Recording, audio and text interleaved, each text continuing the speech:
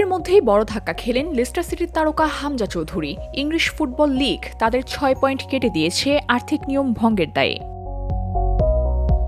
Leicester city ইতিমধ্যেই English চ্যাম্পিয়নশিপে সুবিধাজনক অবস্থানে ছিল না। নতুন শাস্তি কার্যকর হওয়ার পর পয়েন্ট তালিকায় তারা ১৭তম স্থান থেকে ২০তম স্থানে নেমে গেছে।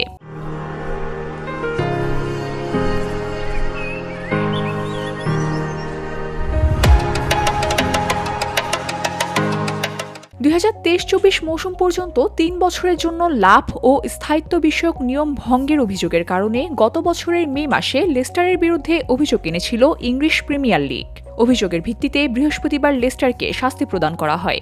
গত মৌসুমে ইংল্যান্ডের শীর্ষ লিগ থেকে অবনমন হয়েছিল লেস্টার সিটির। বর্তমানে ক্লাবের স্থায়ী কোনো কোচ নেই।